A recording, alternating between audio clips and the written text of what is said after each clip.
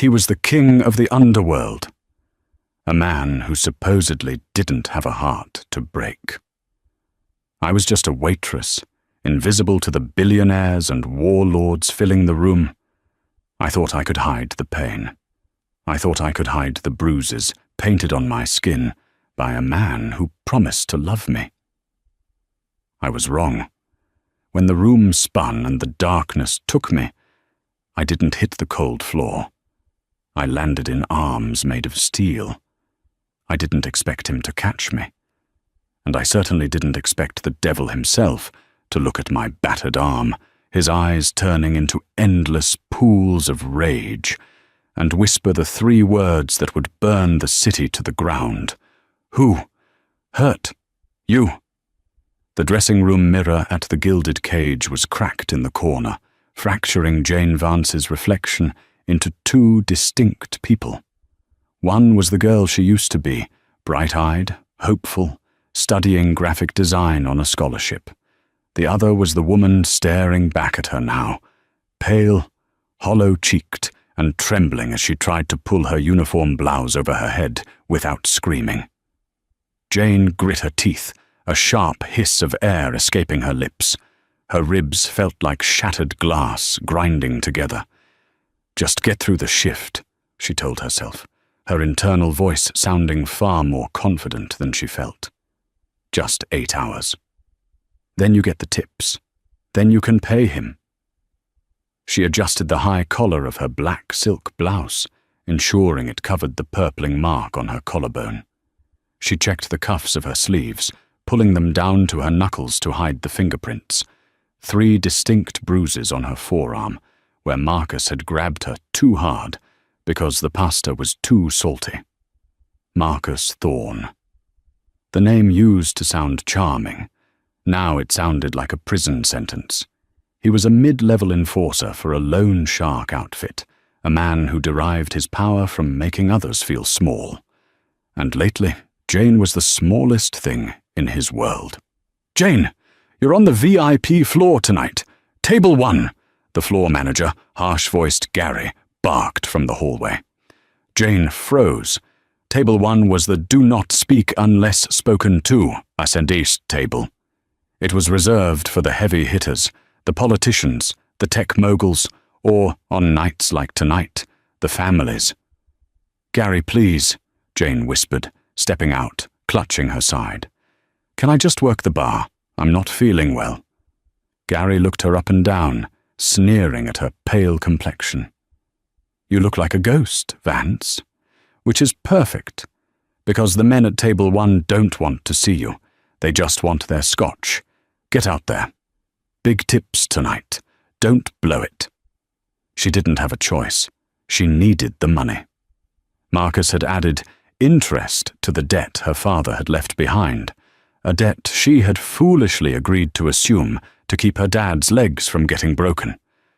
Now, her father was gone, passed away from a stroke, and the debt was a noose around her neck, held by the man sleeping in her bed.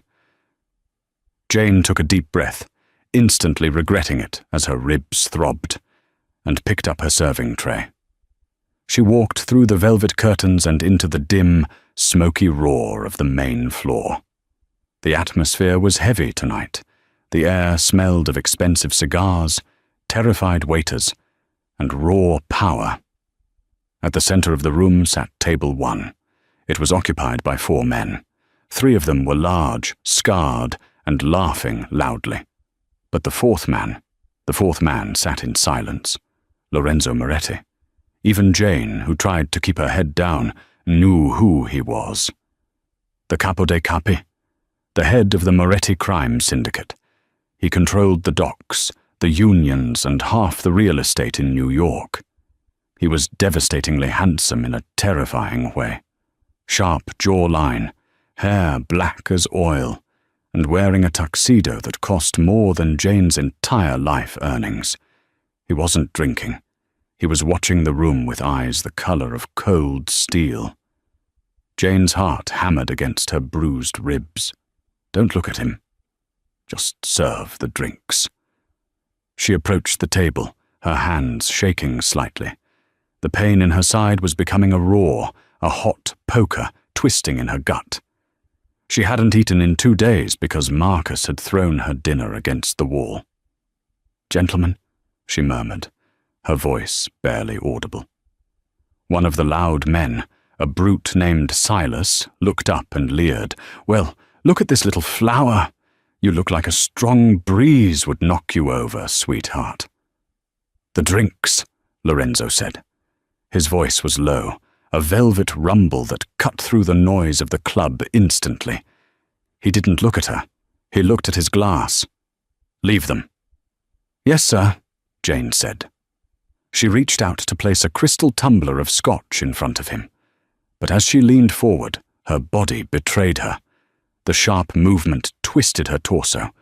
A spike of agony, white and blinding, shot up her spine. The room tilted. The chandelier above seemed to swing violently to the left. The sounds of the club, the jazz music, the laughter, the clinking glass, stretched and warped into a low drone. "Oh no," she thought, panic rising. "Not here. Please, not here." She tried to pull back, to steady herself against the table, but her legs were gone. The tray slipped from her numb fingers. She waited for the crash. She waited for the impact of her body hitting the floor. She waited for the anger.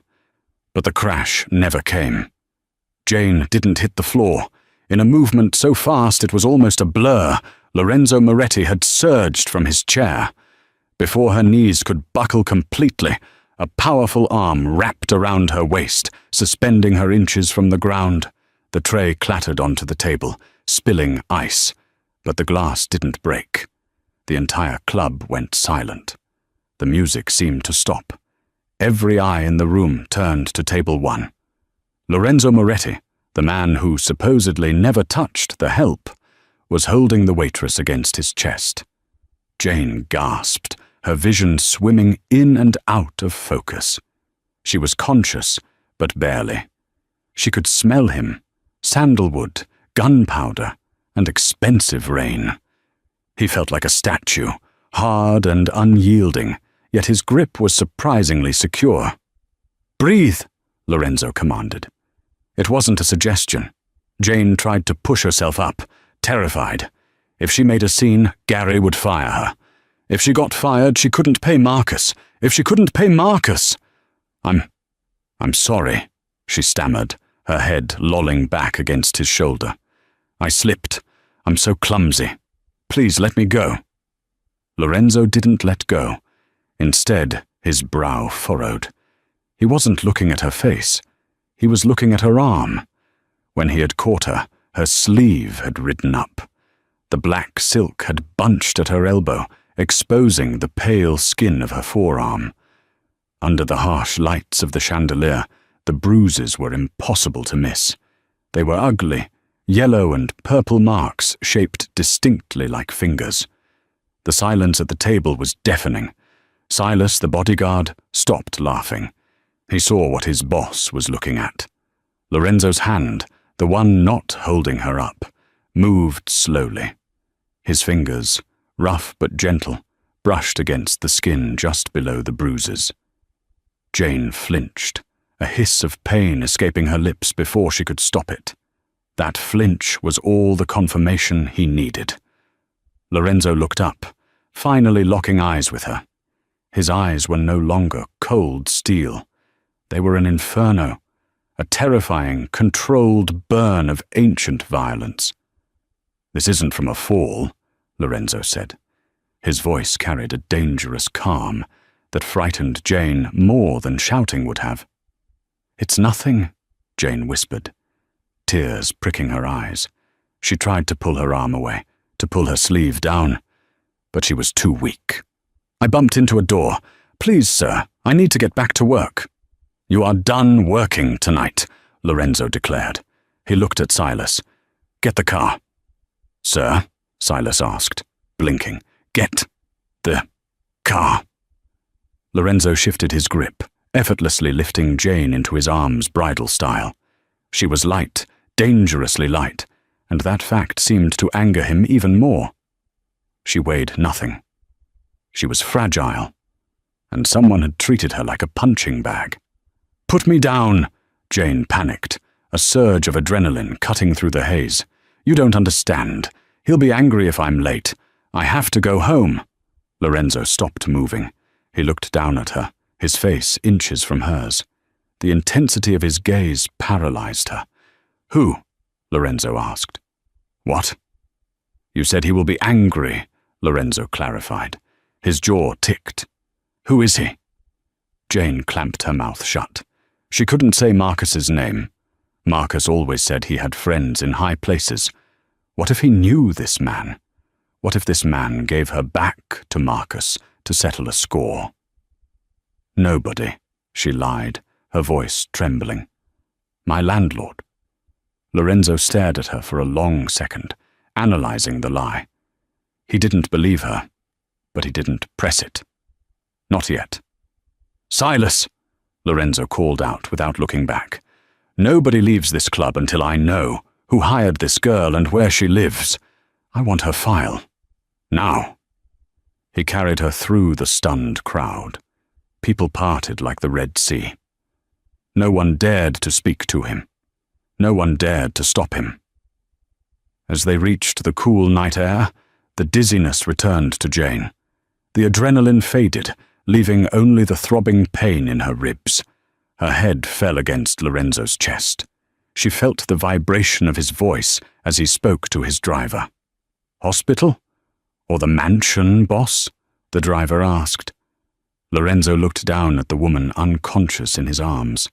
He saw the cheap shoes, the frayed hem of her skirt, the exhaustion etched into her young face.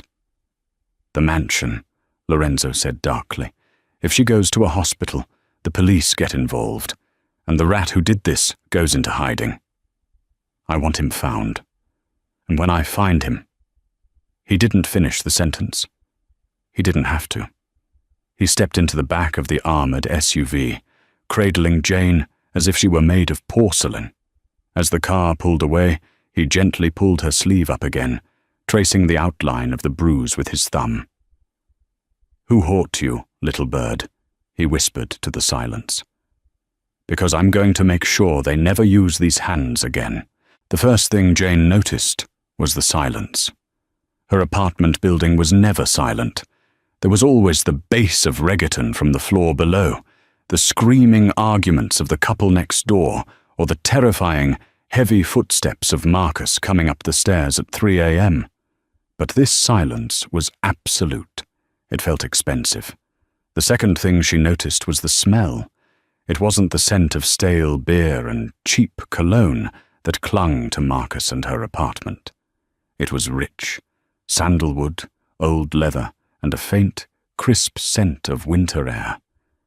Jane peeled her eyes open. The ceiling was impossibly high, bordered by intricate crown molding that would have cost more than a year's rent. She was lying in a bed, huge enough to sleep 4 people, buried under sheets that felt like spun clouds.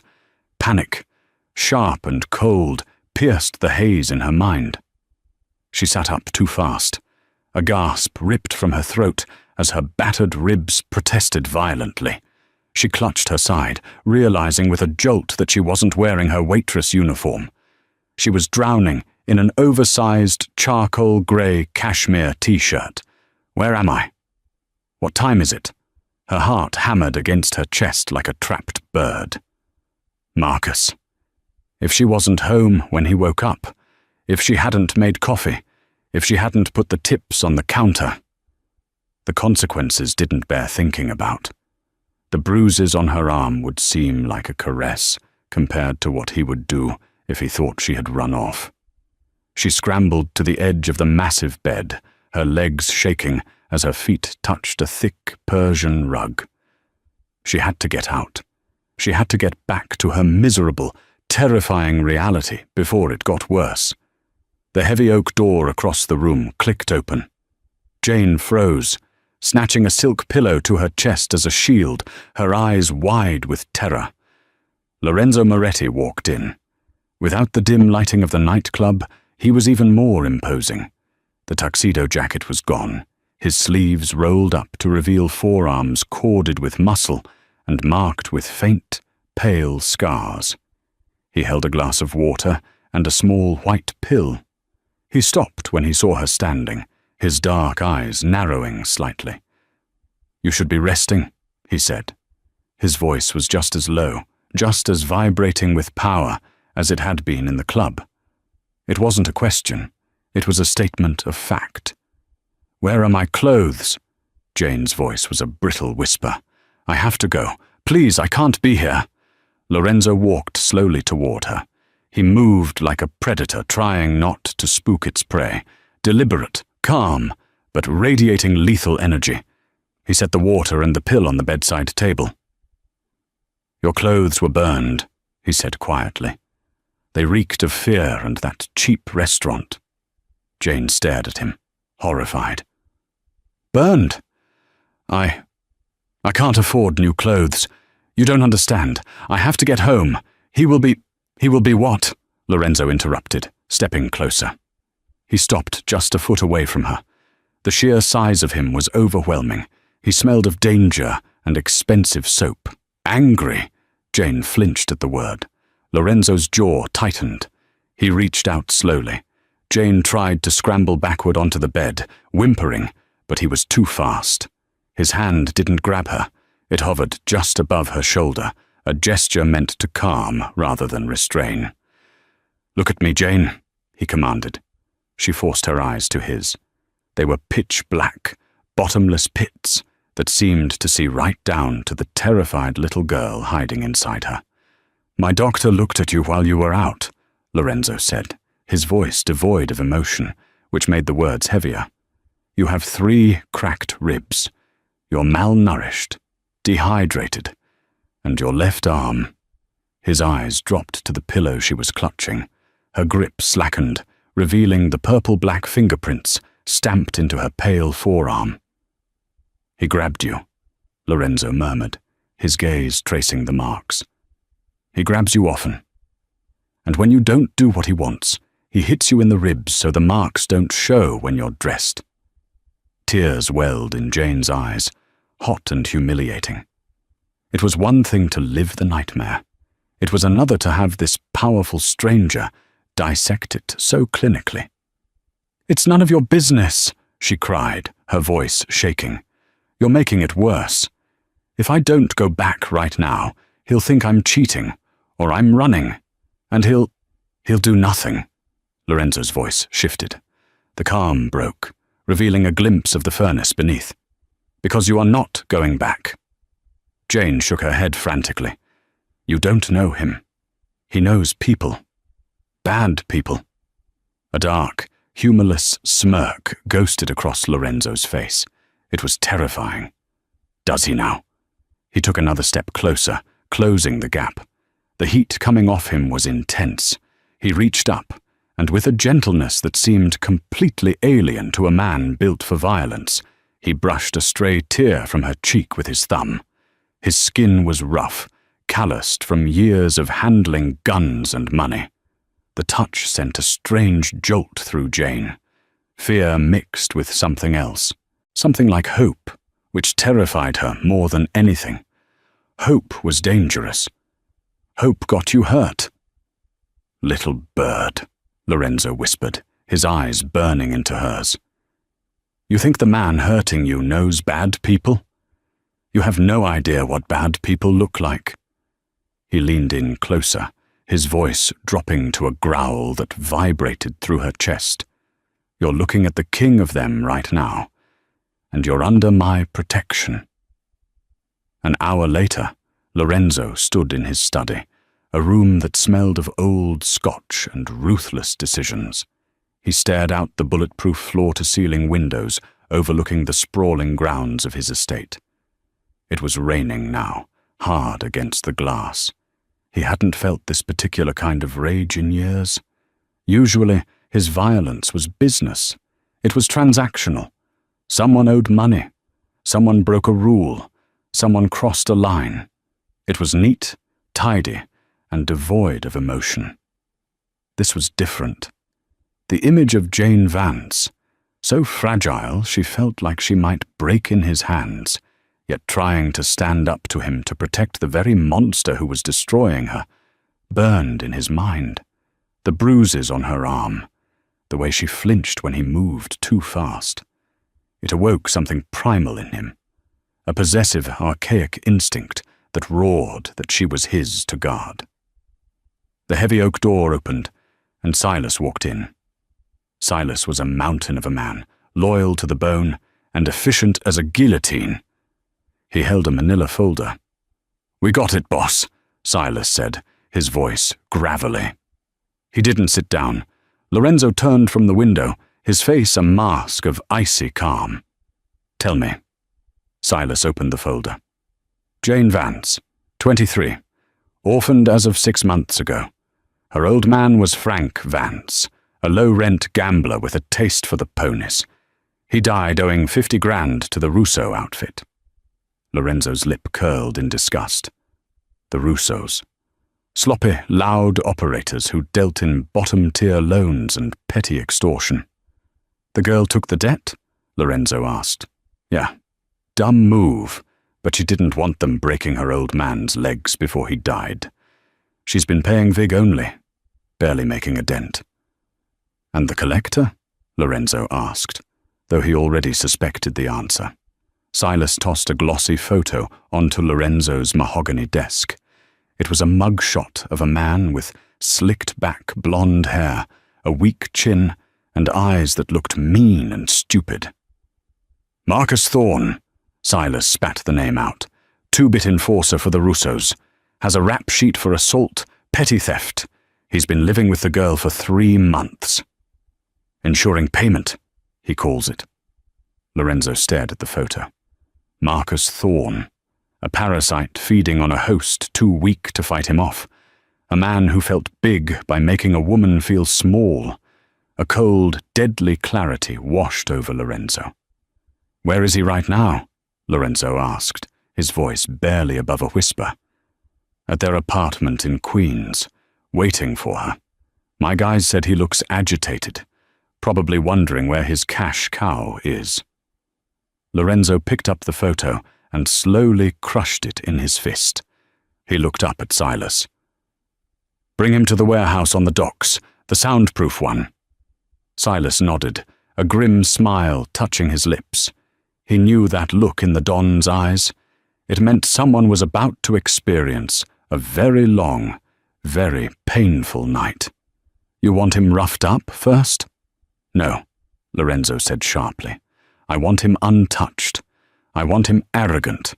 I want him thinking he's just going to talk his way out of it. I want to see the exact moment the hope dies in his eyes when he realizes who I am." "Consider it done, boss." Silas turned to leave. "Silas." Silas stopped at the door. "If he struggles," Lorenzo said, turning back to the rainy window, "break the arm he used to grab her. But don't kill him. He's mine." After Silas left, Lorenzo poured himself a scotch. Neat. He drank it in one swallow, the burn grounding him. Then he left the study and climbed the grand staircase back to the guest wing. He found Jane sitting exactly where he had left her, perched on the edge of the massive bed, looking small and lost in his cashmere shirt. She jumped when he entered, her eyes darting to the door behind him, as if expecting Marcus to burst through. Lorenzo closed the door softly, sealing them in. "The doctor said you need to eat," he said, noting the untouched tray of broth and bread on the table. "I can't pay you for this," Jane whispered, looking around the opulent room. "The doctor, the clothes, this room. I don't have any money. Marcus takes it all." Lorenzo walked over to the bed. He didn't sit down, looming over her just enough to remind her of the power dynamic, but kept his distance to keep her calm. "Money is not an issue, Jane." "It is for me," she shot back, a spark of defiance fighting through the fear. "It's the only issue. I owe $50,000. If I don't pay, they hurt me. Marcus hurts me."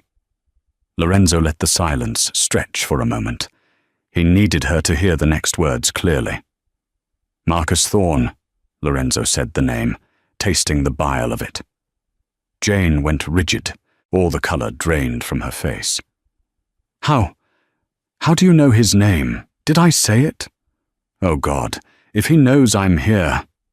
He's a low-level collector for the Russo family, Lorenzo continued, ignoring her panic.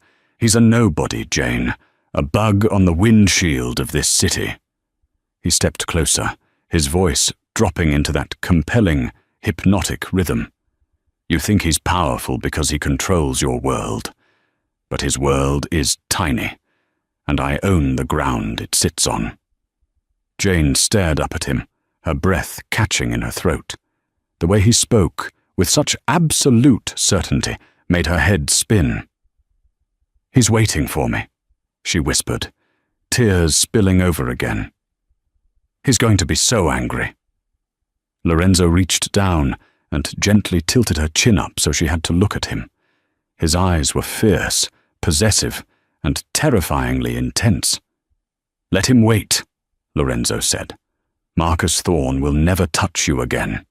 He will never walk through your door again. He is done. Jane's lips trembled. You can't just stop him. He won't stop. Lorenzo leaned down, his face inches from hers. The sheer force of his presence made her dizzy. You're right. He won't stop on his own, Lorenzo vowed, his voice a low rumble of thunder. That's why I'm going to stop him. Tonight. He let go of her chin and stood straight, towering over her like a dark, avenging angel. Sleep, little bird. When you wake up, your cage will be empty. I promise you. He turned and walked out of the room before she could see the absolute, chilling violence in his eyes. He had a promise to keep, and Lorenzo Moretti never broke a promise. The warehouse at the Brooklyn Navy Yard smelled of rust, sea salt, and impending violence. It was a cavernous space, lit only by a single, swinging industrial bulb that cast long, sickly shadows against the corrugated metal walls. In the center of the room, tied to a heavy wooden chair with industrial zip ties, sat Marcus Thorne. He wasn't bleeding. Not yet. Marcus twisted his wrists against the plastic, his face a mask of confused aggression. He looked around at the three men standing in the shadows, immobile, silent sentinels wearing dark suits. Do you know who I am? Marcus spat, his voice echoing in the emptiness. I work for the Russos. If you think you can just snatch me off the street, you've got another thing coming. My capo is going to burn this city down looking for me. Silas, leaning against a rusted support beam, checked his watch. He didn't even look at Marcus. Your capo is currently in Miami with his mistress, and even if he was here, he wouldn't cross the street to piss on you if you were on fire. Screw you, Marcus shouted, thrashing in the chair. I want to know what this is about. Is it the gambling money? I told Joey I'd have it next week. It's the girl, isn't it? That useless bitch didn't bring the tips home? The air in the warehouse instantly dropped 10 degrees. Silas pushed off the beam. He walked slowly toward Marcus, his face grim. If I were you, I would stop talking about the girl. Why? Marcus sneered, emboldened by the lack of immediate pain. She's mine. I own her debt. I own her. If she ran off to cry to some other guy, tell her she's dead when I find her. I'll break her other arm just for... The heavy metal sliding door at the far end of the warehouse rolled open with a grinding screech. The sound of rain hissed from outside, and then distinct, rhythmic footsteps echoed on the concrete floor. Click, click, click. Expensive leather on unforgiving stone. Lorenzo Moretti walked into the light. He had changed out of his tuxedo. He wore a fitted black dress shirt, the sleeves rolled to the elbows, and black gloves. He looked like an executioner dressed for a funeral. Marcus froze. His mouth hung open slightly.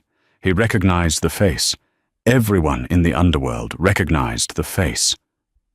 Moretti? Marcus stammered, the color draining from his cheeks so fast it looked like he was fainting. Mr. Moretti, I don't understand. I don't have beef with your family. We stay in our lane. Lorenzo didn't speak. He walked to a metal rolling table that Silas had prepared. On it lay a few items, a rusted wrench, a pristine white towel, and a thick legal document. Lorenzo picked up the document. He turned slowly to face Marcus. His expression was bored, almost disappointed. Marcus Thorne, Lorenzo said, his voice smooth and terrifyingly calm. You are a loud man. I dislike loud men. I'm sorry, sir, Marcus gasped, sweating profusely now.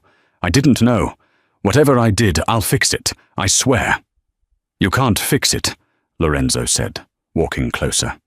Because you broke something that wasn't yours to break. Lorenzo held up the document. This is the debt agreement for one Frank Vance, assumed by his daughter, Jane Vance, $50,000 plus interest. Marcus's eyes widened. The girl? This is about the waitress? Sir, she's a nobody. She owes me money. I'm just collecting. You're not collecting anymore, Lorenzo said. He took a lighter from his pocket and flicked it. He held the flame to the corner of the document. Marcus watched in stunned silence as the paper caught fire. Lorenzo held it until the flames licked his gloved fingertips, then dropped the burning ash onto the wet concrete floor. He crushed the embers with his heel. The debt is paid, Lorenzo stated. I bought it from the Russos an hour ago. They were very happy to sell it. In fact, they were happy to sell you to me, just to keep the peace. Marcus started to tremble. Realization crashed over him. The Russos had abandoned him. He was alone in a room with the devil. Please, Marcus whimpered, his bravado entirely gone. I didn't know she belonged to you. If I knew, I never would have touched her. I swear.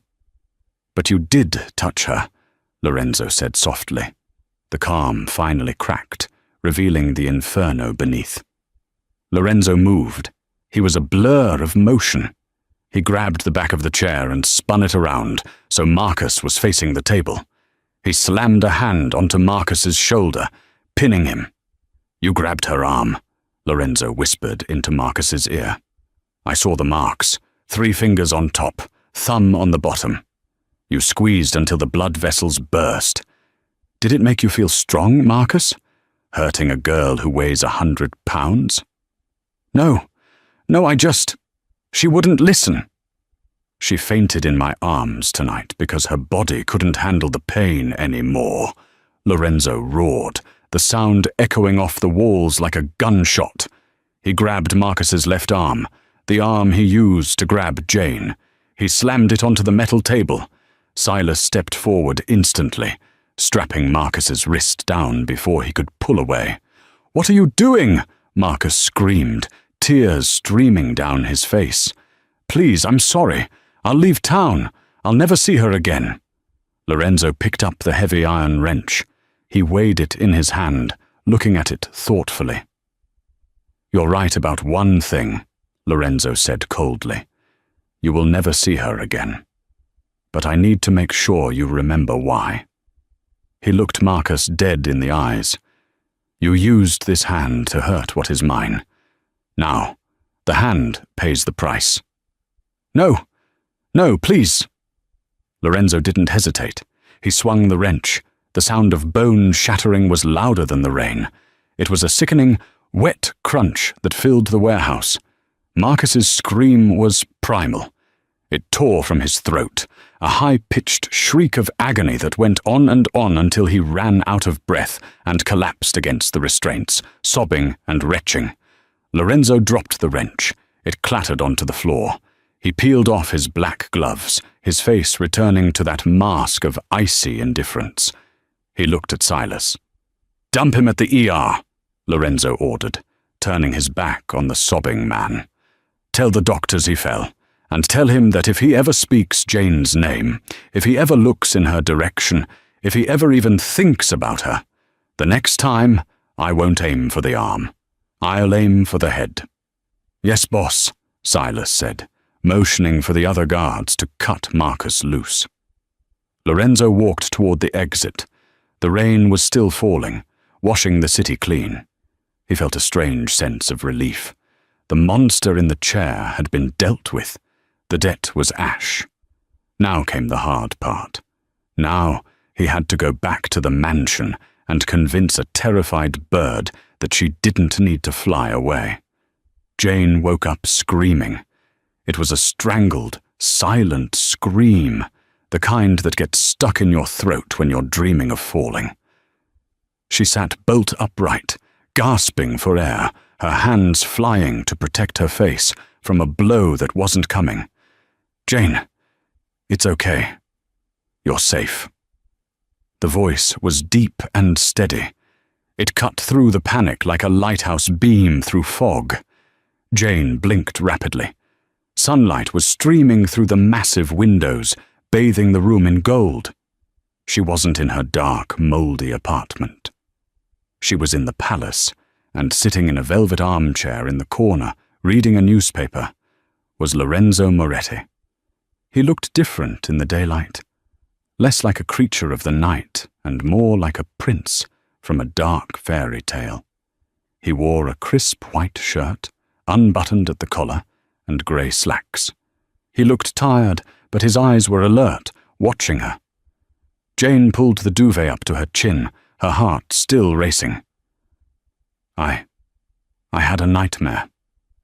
"I know," Lorenzo said gently. He folded the newspaper and set it aside. "You were calling out a name." "Marcus." Jane flinched. The memories of last night came rushing back. The club, the fainting, the car ride, the promise he made. "What time is it?" she asked, her voice raspy.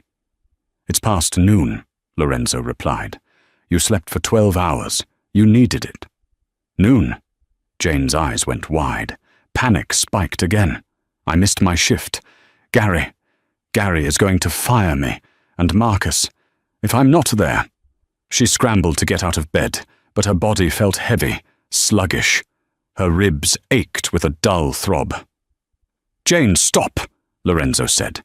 He didn't move from his chair, but his voice held that command again. "You don't have a shift. I called the club. You resigned." Jane froze, one foot on the floor. You what? You can't do that. That job is the only thing keeping me alive.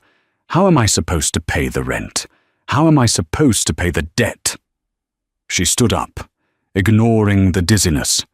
Anger flared, masking the fear. "You think because you're rich you can just move people around like chess pieces. You just ruined my life." Lorenzo stood up. He walked over to the small table by the window, where a silver tray sat.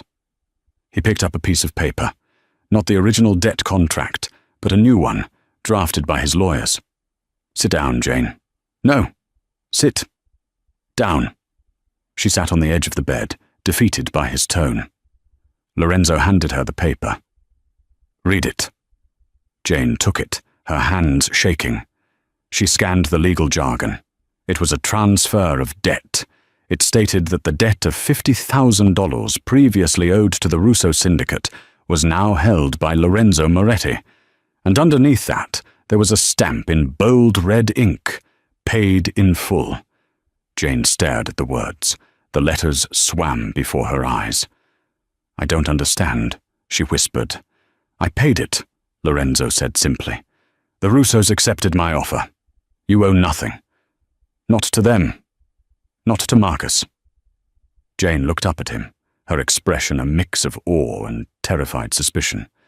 In her world, nothing was free. Kindness always came with a hook. "Why?" she asked, her voice trembling. "Why would you do that? $50,000 it's a fortune." "To you, perhaps," Lorenzo said, leaning against the bedpost, crossing his arms. "To me, it's the price of a good bottle of wine." "But why?" she insisted. What do you want? I don't do—" She gestured vaguely at herself, flushing crimson. "I'm not that kind of girl. I can't pay you back like that." Lorenzo's expression darkened instantly. He stepped forward, his eyes flashing with offense. "Do you think I bought you?" "I don't know," Jane cried. "Men like you always want something. Marcus said he was helping me too, and then—" "I am not Marcus," Lorenzo growled. The dangerous edge was back. He knelt down in front of her, bringing himself to her eye level. It was a submissive posture for a king, but he did it to show her he wasn't a threat. "Jane, look at me." She looked. His face was hard, angular, beautiful. "I don't want your body," Lorenzo said, his voice low and intense. "I want your safety. I saw you falling. I caught you. And when I saw what had been done to you, it insulted me. It insulted the very idea of justice." He reached out and took her hand, the one with the bruises. He turned it over gently. "Marcus won't be coming back," Lorenzo said. "I had a conversation with him last night." Jane stopped breathing. "What did you do?" "We came to an understanding," Lorenzo said evasively. "He knows that if he comes near you, he forfeits his life. He has left the city." It was a lie, mostly. Marcus was currently undergoing surgery to reconstruct his ulna and radius, and likely wetting himself every time a door opened. But Jane didn't need to know the bloodier details. Jane stared at him, searching for the deception. She found none, just a dark, fierce protectiveness that made her chest ache. "So, I'm free?" she whispered. "You are free of the debt," Lorenzo corrected. "But you are not safe. Not yet." He stood up and walked to the window, looking out at the sprawling gardens. "The Russos are sloppy, but they are greedy. They sold your debt because they fear me. But now they know I have an interest in you. That makes you a target." Jane felt the cold hand of fear grip her heart again. "So what do I do?" Lorenzo turned back to her. The morning sun caught the sharp angles of his face. "You stay here," he said. "I have a job for you. A real job, not waiting tables." "A job?" "I need a personal assistant," Lorenzo lied smoothly. He didn't need an assistant. He had an army of them. "Someone to organize my library, manage my schedule at the house. You can live here. I will pay you a salary. You can save money, go back to school for that design degree you mentioned." Jane's mouth fell open. "How do you know about the design degree?" "I know everything about you, Jane," Lorenzo said. "I know you were top of your class before your father got sick. I know you draw in your sketchbook on your breaks." He walked back to the bed and extended his hand. "Stay," he said. It was an offer, but it sounded like a plea. "Let me protect you until you are strong enough to protect yourself." Jane looked at his hand. It was large, strong, capable of violence, yet offering her a lifeline. She looked at the bruises on her arm, the legacy of her old life. Then she looked at the golden room, the promise of a new one. She knew deep down that entering his world was dangerous. He was the Mafia boss. He was a criminal. But he was also the only man who had ever asked, "Who hurt you?" and actually done something about it. Jane took a shaky breath. She reached out and placed her small hand in his. "Okay," she whispered. "I'll stay." Lorenzo's fingers closed around hers, warm and firm. A spark of electricity seemed to jump between them. For the first time, a genuine smile touched his lips. It transformed his face, making him look breathtaking. "Good," he said. "Then let's get you some breakfast. You're too thin." 2 weeks passed. Life at the Moretti estate was a dream Jane was afraid to wake up from. Her ribs were healing. The hollow look in her cheeks was filling out, replaced by a healthy glow. She worked in the library, organizing first editions and ancient manuscripts. It was peaceful. And every evening, Lorenzo would come home. They developed a routine. He would find her in the library. They would talk, first about books, then about life, then about dreams. She learned that he played the piano. He learned that she loved the rain. The tension between them was growing. It was a slow burn, a lingering glance across the dinner table, a hand on the small of her back as he guided her through a room. Lorenzo treated her like glass, precious, fragile.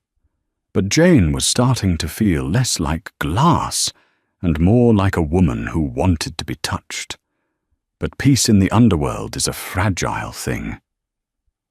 One evening, Jane was alone in the library, shelving a heavy volume on Roman history. The massive French doors were open to the terrace. She heard a noise, not the usual guards patrolling. This was the scuff of a boot on stone, quick and clumsy. Jane turned, a strange feeling in her gut. "Hello?" A shadow detached itself from the darkness of the terrace. It wasn't a guard. It was a man dressed in black tactical gear, but he wasn't wearing the Moretti insignia. He was holding a suppressed pistol. Jane dropped the book. It hit the floor with a loud thud. The man raised the gun, pointing it straight at her chest. "So this is the little bird," the man sneered. "Don Moretti has gone soft." Jane backed away, her heart slamming against her ribs. "Who are you?" "Leverage," the man grinned. Before he could pull the trigger or grab her, a voice thundered from the doorway behind Jane. "Get down!" Jane didn't think. She dropped to the floor. Bang! A gunshot shattered the peace of the library, but it didn't come from the intruder. The intruder's head snapped back, a spray of red painting the curtains behind him. He crumpled to the floor, dead before he hit the ground. Jane screamed, curling into a ball, covering her ears. Heavy footsteps rushed toward her. Strong arms scooped her up off the floor. She was pressed against a chest that was heaving with exertion. "I've got you!" Lorenzo's voice was ragged, terrifyingly furious. "I've got you!" He held her tight, his gun still smoking in his other hand. He looked at the dead man, and then at the open terrace doors where alarms were finally starting to blare. Lorenzo's face was a mask of pure, unadulterated war. "Silas!" he roared, his voice shaking the walls. Silas burst into the room, gun drawn, 3 other guards behind him. They saw the body. They saw the Don holding the girl. "Lock down the estate," Lorenzo commanded, his voice cold as the grave. "Every inch, and get the car." "Where are we going, boss?" Silas asked, eyeing the dead assassin. "That's a Russo hitman." Lorenzo looked down at Jane, who was trembling in his arms, her face buried in his shirt. He tightened his grip. "We are going to war," Lorenzo said. "The Russos didn't just break the peace. They tried to take my heart." He looked at Jane, realizing the truth of his own words for the first time. She wasn't just a charity case anymore. She wasn't just a girl he saved. She was the only thing that mattered. "And for that," Lorenzo whispered, kissing the top of her head, "I'm going to kill them all." The war lasted 3 days. To the outside world, it looked like a series of unfortunate gas leaks and gang violence in the seedier parts of Queens. But inside the walls of the Moretti estate, it was a silence so heavy it felt like suffocation. Jane spent those 3 days in the safe room, a reinforced bunker beneath the wine cellar. Silas stayed by the door, his face grim, checking his phone every 5 minutes. "Is he alive?" Jane asked for the 100th time, clutching the sketchbook she had brought with her. "The Don is hard to kill, Miss Jane," Silas grunted. But he looked worried. On the dawn of the 4th day, the steel door hissed open. Jane scrambled to her feet. The air in the room shifted, charged with the static electricity that always seemed to precede him. Lorenzo walked in. He looked like he had walked through hell. His black tactical gear was torn. There was a bandage wrapped around his left bicep, stained dark red. His face was bruised, unshaven, and his eyes were hollow pits of exhaustion. But he was alive. "Lorenzo!" Jane cried out. She didn't care about the blood. She didn't care about the gun holstered at his hip. She ran across the room and threw herself at him. Lorenzo stiffened for a fraction of a second, as if surprised she wasn't recoiling in horror, before his good arm wrapped around her, crushing her to his chest. He buried his face in her neck, inhaling deeply. "It is done!" he rasped, his voice raw. "The Russos are gone. The syndicate is dismantled. No one will ever come for you again." Jane pulled back, her hands cupping his bruised jaw. Her thumbs traced the rough stubble. "You're hurt." "It's nothing," Lorenzo said, pulling away slightly. He looked at her, and for the first time Jane saw fear in his eyes. Not fear of death, but fear of her. "You saw what I am, Jane. You saw the violence. I am not a prince in a castle. I am a butcher." He walked over to a small table and poured a glass of water, his hand shaking slightly. "I have arranged a plane," he said, keeping his back to her. "It leaves for Italy tonight. I have a villa in Tuscany. It's safe. You will have money, a new identity, a life where you don't have to hide in bunkers." Jane stood frozen.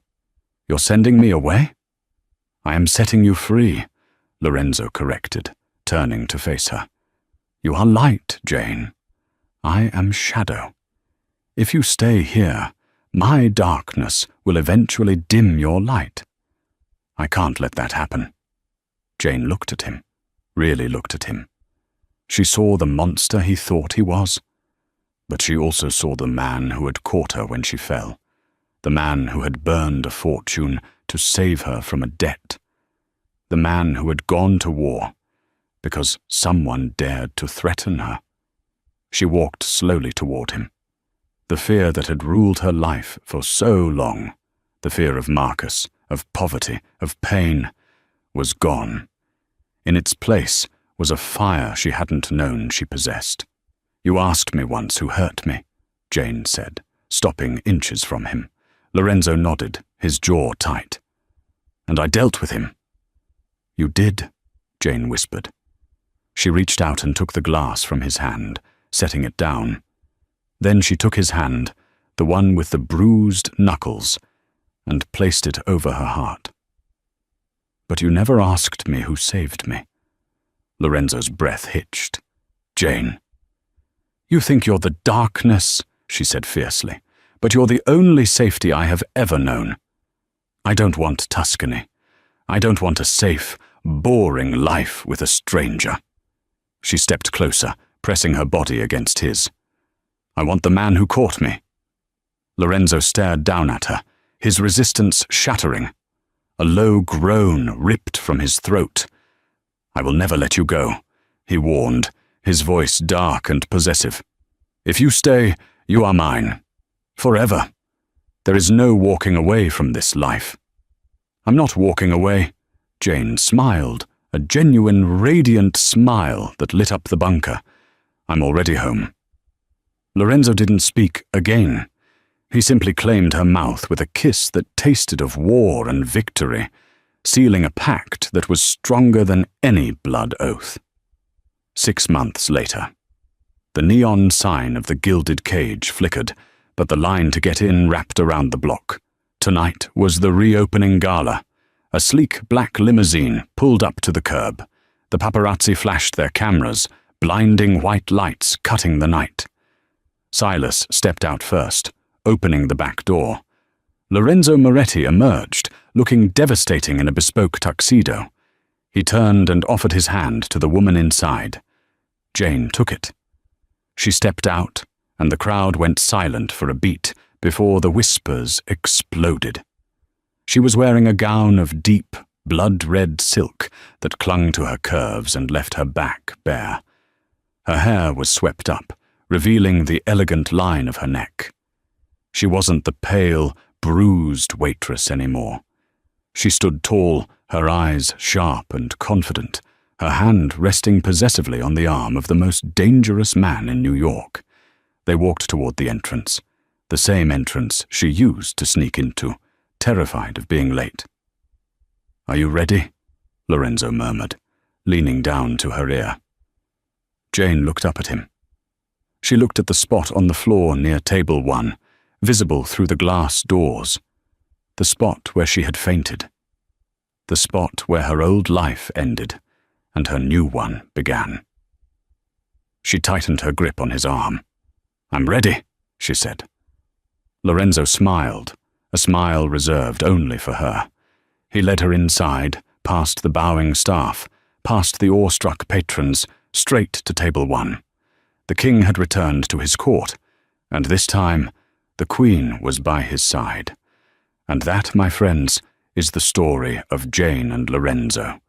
From a terrified waitress, fainting from exhaustion, to the queen of the New York underworld. It really shows that sometimes, in the darkest moments, when we feel like we're falling, someone might just be there to catch us. I want to know what you think. If you were Jane, would you have taken the ticket to Italy to live a safe life? Or would you have stayed with the dangerous Mafia Don who saved you? Let me know in the comments below. I read every single one. If you enjoyed this story, please smash that like button. It really helps the channel grow. And if you haven't already, hit subscribe and ring that notification bell so you never miss a new episode of our romance dramas. Thanks for watching, and I'll see you in the next story.